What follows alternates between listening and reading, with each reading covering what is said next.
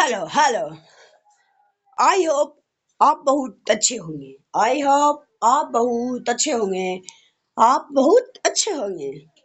आप कमेंट में बताइएगा कि आप कितने बजे इस वीडियो को देख रहे हैं। प्लीज कमेंट में बताइएगा। आज हम फिजिक्स है। आज क्या पढ़ाएंगे? फिजिक्स। क्या पढ़ाएंगे?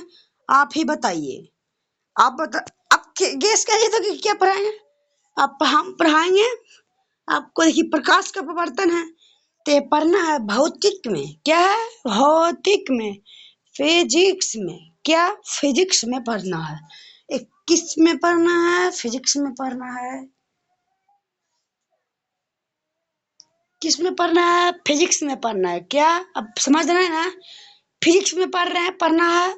ये चैप्टर 2 है, प्रकाश का अपवर्तन है। चैप्टर 2 प्रकाश का अपवर्तन है। पार्ट 1 हो चुका है। समझ रहा है? चैप्टर 2 प्रकाश का अपवर्तन पार्ट। हम पार्ट वाइज पार्ट पढ़ाते हैं। पार्ट 1 का लेक्चर हो चुका है। पार्ट 1 का हो चुका है लेक्चर। अब पढ़ाई हो चुका है पार्ट 1 का, प्रकाश का अपवर्तन का। प्रकाश का अपवर्तन का पार्ट 1 का पढ़ाई हो चुका है। आज हम पार्ट 2 का पढ़ाई करेंगे। आज हम पार्ट 2 का पढ़ाई करेंगे। क्या? कौन सा पार्ट का? पार्ट 2 का पढ़ाई करेंगे आज। चलिए, हो जाए कमेंट में। हाय हाय द जोश। हाय द जोश। अब बोलिएगा। अब बोलिएगा ना, हाय द जोश सर। तब बोलना है चाहे नो। अब जोश लगा के पढ़ रहे हैं तो यस लिखना है। तो अब यस लिखे या कमेंट में बताइएगा हाय द जोश सर। नो यस नो हो सकता है। चलिए अब आगे बढ़ते हैं। देखिए, हम है ना जो आप लोगों को यहाँ तक पढ़ा, हम आपको कह दे कि इस सम का परिभाषा, ये वाला का परिभाषा, ये दोनों का परिभाषा याद कर लेना है। याद कर लेना है। पार्ट 1 में पढ़ा चुके हैं, अब नहीं पढ़ाए लेकिन अभी बता देते हैं। प्रस्तावरिक विस्थापन पढ़ा चुके हैं। आप पढ़ना है मतलब प्रस्ताविक विस्थापन क्या है। आप हम कुछ अपवर्तनांक, वह अपवर्तनांक के बढ़ने से बढ़ जाता है। अगर ऐसा अपवर्तनांक बढ़ेगा तो प्रस्तावरिक विस्थापन भी बढ़ेगा। रिवीजन पिछले क्लास में करे हैं कि जब किसी दो माध्यम में, समझ रहा है ना, फिर एक वो विचलित हो जाता है, उसे ही प्रकाश का अपवर्तन कहते हैं। हवा का अपवर्तनांक होता है 1, बर्फ का 1.31, पानी का 1.33। आप बोलेगा कि 33 का ही बोल रहे हैं। 33 पॉइंट के बाद नहीं बोला जाता है। क्या है? पॉइंट के बाद नहीं बोला जाता है। पॉइंट के बाद नहीं बोला जाता। अगर पॉइंट के बाद कोई अंक रहे तो इसको ऐसे मान के चलिए इतना है, इतना अंक है, तो इसको पॉइंट के बाद देते 6, 5, 2, 8 ऐसे पढ़ना है। 6, 5, 2, 8 ऐसे नहीं पढ़ना। 6528 या 6528 इस तरह से हमको नहीं पढ़ना है। पढ़ना है एक अंक को, एक अंक को पढ़ेंगे ना। पॉइंट के बाद रहेगा तो पॉइंट के पहले जैसे पढ़ सकते हो, मतलब पढ़ना तो शुद्ध शुद्ध शुद्ध गणित, ठीक है। चलिए आगे बढ़ते हैं। यह एल्कोहल का 1.36 है, बेंजीन का 1.50 है, नीलम का है क्या? नीलम का है 1.77, रूबी का है 1.71, तारपीन तेल का है 1.47, कार्बन डाइसल्फाइड का है 1.68, केरोसिन 1.47, हीरा 2.42। आप बोलिएगा कि नीलम क्या है और रूबी क्या है, तारपीन का तेल क्या है। हम इसके लिए एक शॉर्ट वीडियो में लाएंगे कि नीलम क्या है, नीलम क्या है और रूबी क्या है और तारपीन तेल क्या है। हम इसके बारे में एक शॉर्ट वीडियो में आपको बता देंगे। आप सिंपल सा याद कर लीजिए। ये पूछता है ये सब एनसीईआरटी के बुक में दिया हुआ होगा, ए वाला एनसीईआरटी के बुक में दिया हुआ होगा दिया हुआ होगा। चलिए आगे बढ़ते हैं। ये पिछले क्लास का रिवीजन करें, इसके बारे में इस चैप्टर में नहीं पढ़ना है, इसके बारे में इस चैप्टर में नहीं पढ़ना है, इसके बारे में इस चैप्टर में नहीं पढ़ना है। सबसे ज्यादा तरंगधार लाल होता है, सबसे कम होता है बैगनी का। सबसे कम किसका होता है? बैगनी का। देखो लाल जो लिख लीजिएगा तो दूर से ही जना दिख जाता है, लेकिन बैंगनी जितना दूर पे लाल रहेगा उतना दूर बगल, जितना दूर पे लाल उतना दूर पे बैंगनी रखा तो उतना साफ सब नहीं दिखेगा, लेकिन लाल दिख जाएगा। अगर जितना दूरी पे बैंगनी उतना दूरी पे लाल रख देगा तो लाल दिखेगा, बैगनी भी दिखेगा, लेकिन लाल मतलब सब दिखेगा। इसके चैप्टर में आगे चैप्टर में पढ़ना है मानव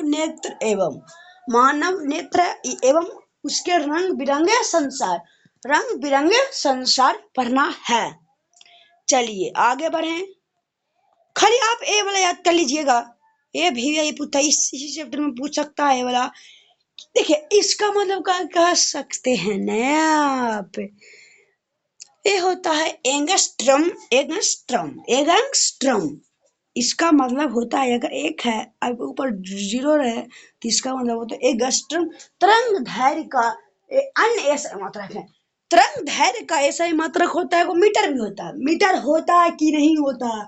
तरंग दैर्घ्य में आप 9th क्लास में पढ़े होंगे कि तरंग दैर्घ्य का ऐसा ही मात्रक मीटर होता है, लेकिन इसमें हम बताते हैं, इसमें तरंग दैर्घ्य का वो अपना एसआई मात्रक है मीटर, अन्य एसआई मात्रक है एंगस्ट्रम।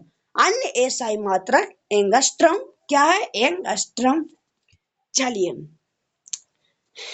इसके बारे में हम अगले क्लास में पढ़ेंगे, कोई दिक्कत?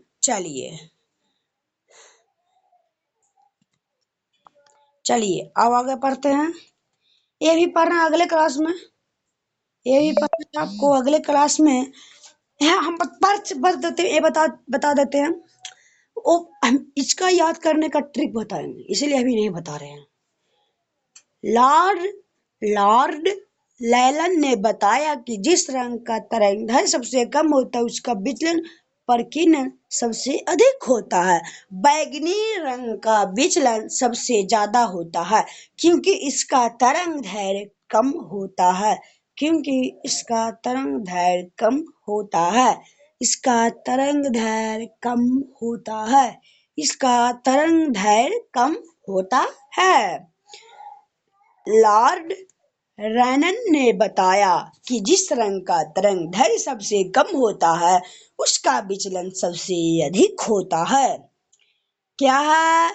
लाल रंग का विचलन सबसे कम होता है क्योंकि इसका तरंगदैर्घ्य अधिक होगा। हम बता चुके हैं, देखिए यहाँ पे कह रहा है अगर तरंगदैर्घ्य कम होगा तो प्रकीर्णन या विचलन अधिक होगा, अगर एक कम होगा तो एक अधिक होगा। जैसे देखिए यहाँ पे विचलन सबसे ज्यादा है तो एक कम है, अगर तरंगदैर्घ्य सबसे अधिक है तो एक कम है। ये इसमें नहीं पढ़ना है, ये 3 पॉइंट पढ़ना, मानव नेत्र एवं उसके रंग बिरंगे संसार। चलिए अपवर्तनांक पढ़ना है इस चैप्टर में। तो ये अपवर्तनांक क्या है? अपवर्तनांक पढ़ना है। अपवर्तनांक मतलब होता है क्या? किसी माध्यम में जल, हवा, कांच आदि का अपवर्तनांक वह संख्या जो बताती है कि उस माध्यम में विद्युत चुंबकीय तरंग की चाल किसी अन्य माध्यम की अपेक्षा कितना गुना कम या अधिक है। अपवर्तनांक बताता है कि किसी माध्यम जैसे जल, हवा, कांच या किसी माध्यम का अपवर्तनांक वह संख्या है जो बताती है कि उस माध्यम में विद्युत चुंबकीय तरंग की चाल किसी अन्य माध्यम की अपेक्षा कितना गुना या कम अधिक है। अगर कोई जिसमें प्रकाश की चाल पूछ रहा है या विद्युतीय तरंग की अपेक्षा किसी अन्य माध्यम में उसका अपवर्तन उसका उसका माध्यम की अपेक्षा ये कितना गुना अधिक है या कितना गुना कम है, ये अपवर्तनांक बताता है। ये अपवर्तनांक बताता है। चलिए आगे पढ़ते हैं। अपवर्तनांक शून्य में प्रकाश की चाल, माध्यम में प्रकाश की चाल। इसका एक अपवर्तनांक का फॉर्मूला होता है शून्य में प्रकाश की चाल बटे माध्यम में प्रकाश की चाल। शून्य में प्रकाश की चाल माध्यम में प्रकाश की चाल, शून्य में प्रकाश की चाल बटे माध्यम में प्रकाश की चाल। ये आपको फिजिक्स के जब साइंस का परीक्षा पड़ेगा तो इसमें ऑब्जेक्टिव में एक क्वेश्चन या दो क्वेश्चन पक्का पूछता है, या मासिक में या त्रैमासिक में हर साल एक क्वेश्चन पूछता है, कभी कभी एक क्वेश्चन नहीं पूछता है। अपवर्तनांक एक से कम नहीं हो सकता है। अपवर्तनांक का भी रूल है। अपवर्तनांक का रूल है कि वो एक से कभी कम नहीं होता है, एक से कम कभी नहीं हो सकता है। निर्वात का अपवर्तनांक सबसे कम एक होता है। अगर निर्वात में किसी का अपवर्तनांक पूछेगा तो उसका बोलना है कम, सबसे कम पूछेगा सबसे कम तो सबसे कम एक, सबसे कम एक। सबसे अधिक अपवर्तनांक हीरा का होता है। कोई बोलेगा सबसे किस पदार्थ का या किस पदार्थ का अपवर्तनांक सबसे अधिक होता है तो होता है हीरा का अपवर्तनांक 2.433 2.433 2.433 2.42 2.42 हम बताएं इसका निकालना है, आपको निकालना है ना, निकालना है इसका यही का ही होता है। देखिए पूछ रहा अपवर्तनांक का फॉर्मूला क्या है, एन माने अपवर्तनांक होता है, शून्य में प्रकाश की चाल सी होता है, माध्य में Cn होता है, मतलब इसका संकेत है। क्या है? इसका संकेत है, इसका संकेत है। अब देखिए हम बताते हैं आपको, जब पूछेगा हीरा का पूछ रहा है तो शून्य में प्रकाश की चाल पहले लिखिएगा 3 पॉइंट इतना होता है कुछ कुछ, पहले इतना लिखिए ना, फॉर्मूला आपको याद रहेगा। देखिए प्रकाश की चाल हम ऊपर में रखना है क्या, और फिर माध्यम में प्रकाश की चाल, जैसे माध्यम है हीरा तो हीरा में प्रकाश की चाल जितना होगा, शून्य में प्रकाश की चाल और हीरा में प्रकाश की चाल, ये पूछ रहा दोनों में प्रकाश की चाल होगा, वो किसी माध्यम में हो पूछेगा तो दोनों में प्रकाश की चालें अब निकाल के देख सकते हैं। अपवर्तनांक एक मात्रक विहीन राशि है। अपवर्तनांक एक मात्रक विहीन राशि है। अपवर्तनांक दो प्रकार का होता है। अपवर्तनांक दो प्रकार का होता है। अपवर्तनांक दो प्रकार का होता है। एगो निरपेक्ष होता है, एक सापेक्ष होता है। एक निरपेक्ष होता है, एक सापेक्ष होता है। समझ में आया? चलिए आगे बढ़ते हैं। निर्वात में प्रकाश की चाल, निर्वात में प्रकाश की चाल, निर्वात में प्रकाश की चाल किसी माध्यम में प्रकाश की चाल के अनुपात को अपवर्तनांक कहते हैं। आपको फॉर्मूला याद है तो अपवर्तनांक का परिभाषा भी लिख सकते हैं। हम बताए ना, शून्य में प्रकाश की चाल बटे माध्यम में प्रकाश की चाल। बटा मतलब अनुपात होता है, अनुपात का अर्थ होता है बटा। तो देखिए शून्य प्रकाश की चाल किसी निर्वात शून्य में, शून्य मतलब निर्वात होगा तो निर्वात में प्रकाश की चाल, आप लिख सकते हैं शून्य में प्रकाश की चाल तथा किसी माध्यम में प्रकाश की चाल के अनुपात को अपवर्तनांक कहते हैं। ये एक प्रकार का परिभाषा है। चलिए आगे है, इनमें से किसी माध्यम का अपवर्तनांक निर्वात के सापेक्ष निकलता है। निर्वात के सापेक्ष निकलता है, जो निर्वात के सापेक्ष निकलता है उसे निरपेक्ष अपवर्तनांक कहते हैं, उसे निरपेक्ष अपवर्तनांक कहते हैं। इसका संकेत होता है, इसका संकेत होता है, इसका संकेत होता है, संकेत होता है, मिटाने दीजिए पहले। इसका संकेत होता है, इसको बोलते हैं म्यू। इसको क्या बोलते हैं? म्यू बोलते हैं। उसको बोलते हैं म्यू, उसको बोलते हैं म्यू। म्यू बराबर निर्वात में प्रकाश की चाल किसी माध्यम में प्रकाश निरपेक्ष अपवर्तनांक और अपवर्तनांक, निरपेक्ष अपवर्तनांक और अपवर्तनांक क्या हुआ, लेकिन इसमें निरपेक्ष का इसमें से किसी माध्यम का अपवर्तन निर्वात के सापेक्ष निकलता है कि नहीं, निर्वात के सापेक्ष उसको कहा जाता है निरपेक्ष अपवर्तनांक। चलिए हम अब न्यूमेरिकल कर लेते हैं, क्या न्यूमेरिकल कर लेते हैं।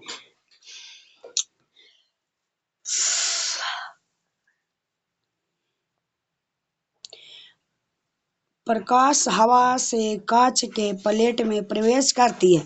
प्रकाश हवा के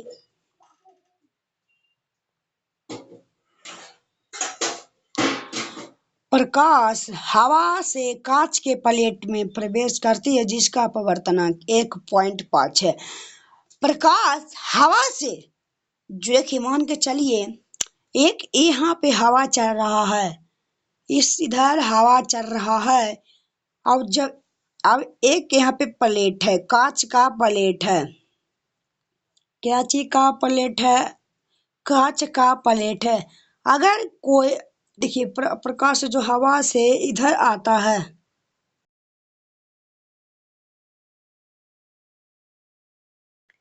सॉरी गाइस, अब अगला वीडियो पार्ट 3 में लाएंगे। क्या कौन सा वीडियो में लाएंगे, पार्ट 3 में लाएंगे। तो पार्ट 2 में हुआ एक न्यूमेरिकल हर पार्ट में कराएंगे, हर पार्ट में कराएं। अगर किसी पार्ट में हम सूत्र बताए हैं, किसी पाठ मतलब किसी पार्ट में किसी पार्ट में सूत्र बताए हैं, फार्मूला बताए हैं, तो हम उसका एक फार्मूला का जितना फार्मूला बताएंगे उतना न्यूमेरिकल उसी पार्ट में बताएंगे। चलिए, प्रकाश हवा से कांच के प्लेट में प्रवेश करते हैं जिसका अपवर्तनांक 1.5 है। पहले क्वेश्चन, जब तक क्वेश्चन आपको समझ में ना आए जब तक क्वेश्चन को पढ़िए। कांच में प्रकाश की चाल ज्ञात करें। यदि हवा में प्रकाश की चाल इतना है, हवा में प्रकाश की चाल आपको दिया हुआ है, अगर नहीं दिया रहेगा था तब भी आपको लिखवाए आपके पहले पार्ट में बताए हैं कि हवा में प्रकाश की चाल कितना होता है, हवा में प्रकाश की चाल कितना होता है, तो आप बता सकते हैं। कोई किसी प्रकार का कोई दिक्कत नहीं होना चाहिए। आप नहीं दिया हो तो अपन मन से ले लीजिएगा, एक ए वाला मान धर लीजिएगा। ए सबसे ऊपर में पक्का रहेगा, जरूर से जरूर ए मान ऊपर में रहना है। तो इसलिए A M B B I नियन इसको लेके M V V I I M P most very very important question. चलिए, तो देखिए हम क्वेश्चन को पढ़ा दिए, आप क्वेश्चन हमको समझ में आ गया। कह रहा है कि जब प्रकाश हवा से प्रकाश के प्लेट में प्रवेश करती है, जैसे इधर हवा है, इधर पहले क्वेश्चन को समझिए, फिर क्वेश्चन को समझ जाइएगा आप, तो मैथ को भी समझ जाइएगा या क्वेश्चन को समझ जाइएगा, मैथ के क्वेश्चन और फिजिक्स के क्वेश्चन को समझ जाइएगा, तो अपनी भाषा अपने तरीका आप खुद बना सकते हैं। लेकिन फार्मूला बस शर्त है कि फार्मूला याद होना चाहिए। मान के चलिए इधर हवा है, एक प्लेट है, कांच का प्लेट है।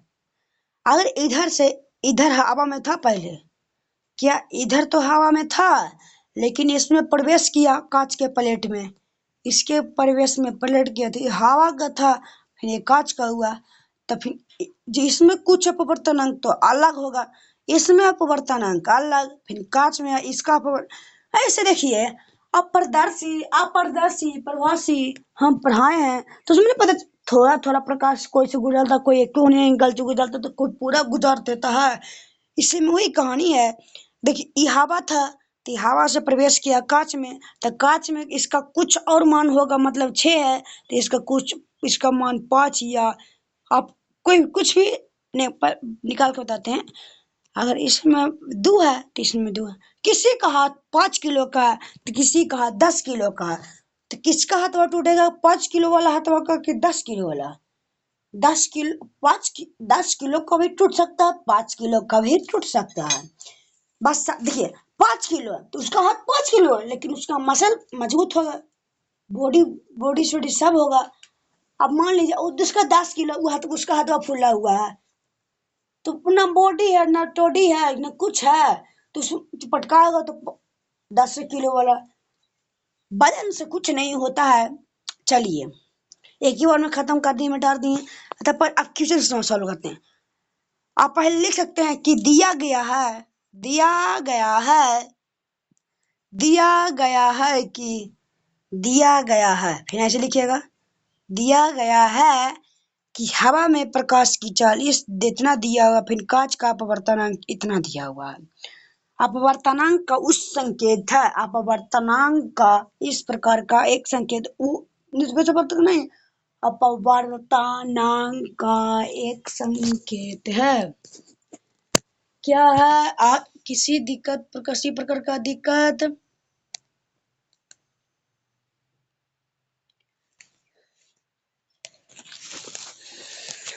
माध्यम में प्रकाश की चाल, आप इसका नहीं पहले देखिए, आपने कुछ पांच कांच में, वो कांच का तो अपवर्तनांक नहीं, कांच का अपवर्तनांक, कांच में प्रकाश की चाल पूछ रहा है आपसे अलग सवाल। हम आपको बताए हैं, आप पहले इतना लिख लीजिएगा। हम आपको बताए हैं क्या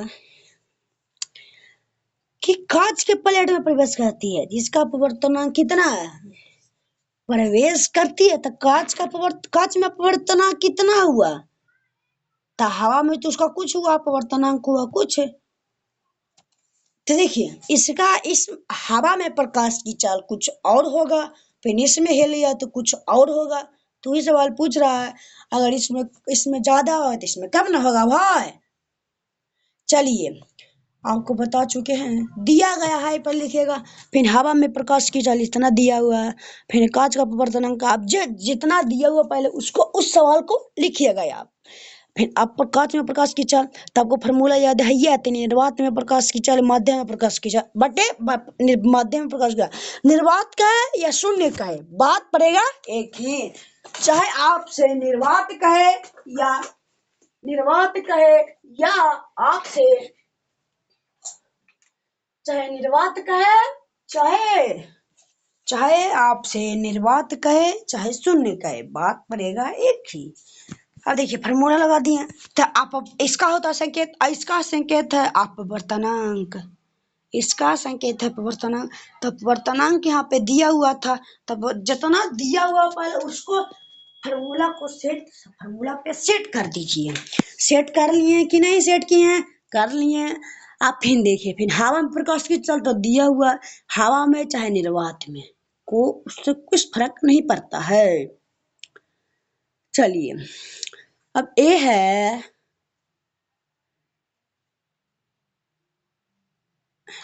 देखिए ये माध्यम प्रकाश की चाल पूछ रहा है, जब माध्यम मतलब कांच में, तो कांच में प्रकाश की चाल पूछ रहा है, तो पहले उसको मान बनाइएगा में, हम बनाए, तब पहले लिखेंगे क्या, माध्यम में प्रकाश की चाल, कैसे ऐसे लिख दिया मैं, आप पूछेंगे ना सवाल, पूछेंगे कि नहीं पूछेंगे, आप पूछेंगे वाह।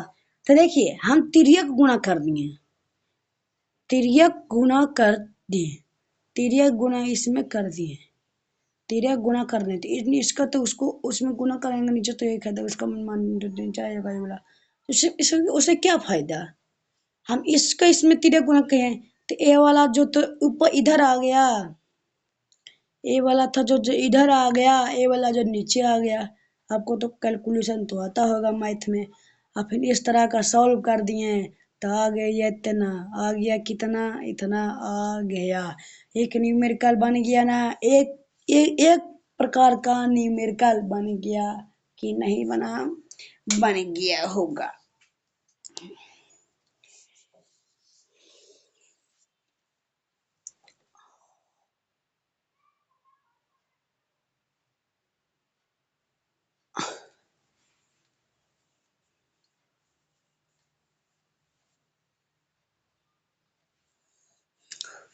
आप कमेंट बॉक्स में इसका आंसर दीजिएगा, इस आप कमेंट बॉक्स में इस आंसर दीजिएगा, एक आंसर दीजिएगा, हीरा का अपवर्तनांक हीरा का अपवर्तनांक।